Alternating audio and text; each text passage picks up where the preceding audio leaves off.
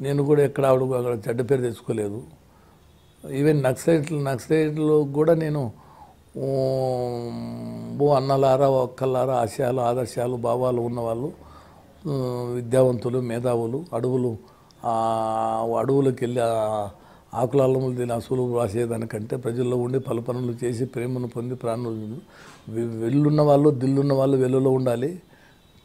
పాలకులు కాదు, రాజ్యాంగ రీతిగా డాక్టర్ బాబాసాహెబ్ అంబేద్కర్ ఆలోచన విధానంతో రాయితీలు కాదు, హక్కులు కాదు, రాజ్యాధికారం కావాలని కోరుకోవాలి. కానీ మనం ఈ తప్పుడు అడుగులు వేయకూడదు అనే సందేశాన్ని కూడా నేను కరపతలు కొట్టించి చెప్పినాను. రైతులకు కూడా ఓ చిన్నకారు రైతులారా, ప్రభుత్వ బోర్లు బావులు పొందండి, వాణిజ్య పంటలు పండించండి, మంచి ఫలితాలు పొందండి, ప్రగతి పథం నడవండి, మీ పిల్లల్ని విద్యావంతులు చేసుకోండి, మంచి ఉన్నతమైన చదువు చదువుకోండి అనే సందేశాన్ని ఒక సైడ్ సోషల్ సర్వీస్ చేస్తూ, ఒక సైడ్ ఉద్యోగం చేస్తూ, ఒక సైడు మా నాయన యొక్క ఆశయాలను తీసుకుంటూ ఆ రోజుల్లో నేను ఉద్యోగం చేసేటప్పుడు కూడా చేశాను.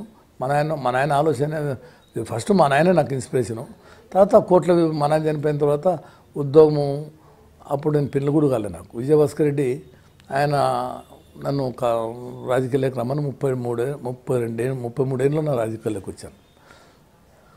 అంటే అప్పుడు 27 ఏళ్ళు ఇంకా సర్వీస్ రిమైనింగ్ ఉంది. అప్పుడు నేను ఫస్ట్ ఒప్పుకోలేను రాను సార్ అన్న. అయితే నువ్వు రావాలని ఇలాంటి వాడు మసాలేనని ఉండేవాడు. అతను 400 SC కేసులు పెట్టాడు, 40 మందిని చంపించాడు. ఉండేది పొట్టిగా 7వ తరగతి ఫెయిలు. 2 సార్లు ఎమ్మెల్యే అయినాడు.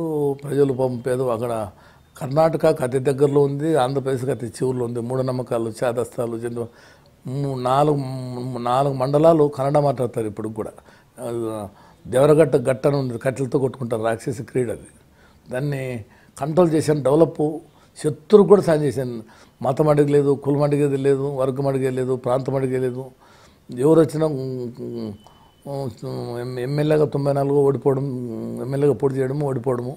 తర్వాత మళ్ళీ ఎమ్మెల్యేగా నువ్వు ఓడిపోయావు, ఉద్యోగం పోయి నీకేమన్నా మళ్ళీ ఉద్యోగం ఇప్పిస్తానంటే కూడా నేను లేదు సార్. నేను ఎక్కడైతే ఓడిపోయినానో, ఏ క్యాండిడేట్ మీద ఓడిపోయినానో, మళ్ళీ ఇది ఒక్కసారి నాకు 99లో టికెట్ ఇవ్వండి అంటే ఖచ్చితంగా ఇస్తాను అన్నాడు. చాలామంది వద్దని ప్రేరేపణ చేస్తే కూడా నేను ఆ పిల్లోనికి మాట ఇచ్చాను.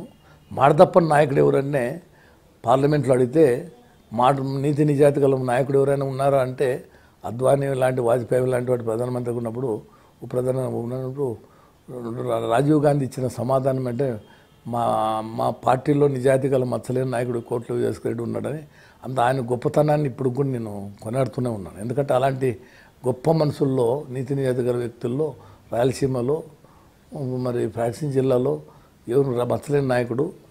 ఏమి కూడా ఆయన నిజంగా చెప్పాలంటే ఆయన చనిపోయేటప్పుడు కరెంటు బిల్లు కూడా లేదు. 20 లక్షలు కరెంటు బకాయిలు కూడా గవర్నమెంటే కట్టింది. ఆయనకు హాస్పిటల్ ట్రీట్మెంట్కి కూడా గవర్నమెంటే కట్టింది, ఆనాటి గవర్నమెంట్, చంద్రబాబు నాయుడు అనుకుంటాం. అట్లా ఆ కుటుంబానికి వైఎస్ రాజశేఖర రెడ్డి కూడా రమేష్ రెడ్డి కూతురికి MBBS సీట్ ఇచ్చాడు.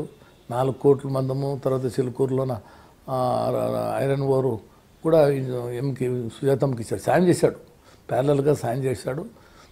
నేను మంత్రి అయినా నా మీద సాడీలు చెప్తే కూడా నేను పట్టించుకోను కాదు. ఆమె నాకు వదిన తెల్లలాంటిదని నేను భావించేవాడిని. కానీ నేను ఎవరికి వాళ్ళకు డీలర్షిప్లు కానీ, అంగన్వాడీ టీచర్లు కానీ, వాళ్ళు ఎవరు చెప్తే వాళ్ళ వర్క్లు కానీ, నేను అసలు ఎమ్మెల్యేగా ఉన్నప్పుడు 25 లక్షలు ఇచ్చేది మండలానికి. అదే 4 సంవత్సరాలు అల్లిపేరి సంఘటన జరిగితే దాన్ని 1 సంవత్సరం ముందే చేశారు. తర్వాత మళ్ళీ ఎన్నికల్లో గెలిచాను. 99లో 10,000తో గెలిచాను. అప్పుడు నాకు అప్పుడే యూత్ కాంగ్రెస్ ప్రెసిడెంట్ ఇచ్చినారు. 99లో ఓడిపోయినప్పుడు బాగా సక్సెస్ అయిన సుధాకర్ రెడ్డి మాకు. తర్వాత 99లో 10,000తో గెలిచాను. ముగ్గురు, నేను చల్ల రామకృష్ణ రెడ్డి, శ్రీకామని.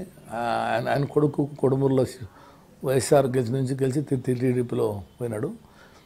ఈ తర్వాత నేను మళ్ళీ ఎమ్మెల్యే అయినాక PCC జనరల్ సెక్రటరీ అయినాను. జనరల్ అయినాక తర్వాత మళ్ళీ AACC మెంబర్గా కూడా తీసుకున్నారు. తర్వాత మంత్రి అయినాను. 550 కిలోమీటర్లు పాదయాత్ర చేశాను వైఎస్ రాజశేఖర రెడ్డి అంట. తిరిగి ఆయన కష్టాల్లో ఉన్నప్పుడే నేను ఆయనకు వైఎస్ రాజశేఖర రెడ్డి దాంట్లో కూడా వైఎస్ రాజశేఖర రెడ్డికి నేను క్యాండిడేట్ కాదు. ఆయన క్యాండిడేట్ కాదు, కోట్ల విజయభాస్కర్ రెడ్డి క్యాండిడేట్నే. నాకేమో ఆయనలో CLPలో నాకు ఏ క్యాడర్ మెంబర్ కూడా ఇవ్వలేదు, ఎగ్జిక్యూటివ్ మెంబర్ కూడా ఇవ్వలేదు. ఎందుకంటే కోట్ల వరకు ముద్రపడింది. నేను ఏదైనా క్వశ్చన్ వేస్తే నాకు సపోర్ట్ ఇచ్చేవాడు కదా ఆయన, ఎందుకంటే కోట్ల వర్గం అని అంటే వర్గాలు పోన్నాను. అయితే నేను క్వశ్చన్ వేసాను, దొంగ సర్టిఫికేట్లు కాపు అంటే కొండ కాపు అని, అట్లా అవి చాలామంది బయట పెట్టే పట్టిన అవి. తర్వాత పుష్పలీల సోషల్ వెల్ఫేర్ మినిస్టర్ ఉంటే హౌస్ కమిటీ చల్లప్ప కమిటీ కానీ ఏర్పాటు చేసిన, అటు నుంచి అపోజిషన్లో నేను బాగా సక్సెస్ అయినాను. యూత్ కాంగ్రెస్ ప్రెసిడెంట్ ఓడిపోయినప్పుడు కూడా బాగా సక్సెస్ అయినా, ఎక్కడ సమస్య ఉంటే అక్కడ ఉండేవాడిని. ఆడ ఓడిపోయినానే పొంగిపోలేదు, గెలిచినానే పొంగిపోలేదు. మంత్రిగా ఉన్నప్పుడు నేను మంత్రి అని కూడా నేను ఎవరు చెప్పుకుంది లేదు. తర్వాత ఇప్పుడు కూడా అదే మోతాదులో ఉన్నాను.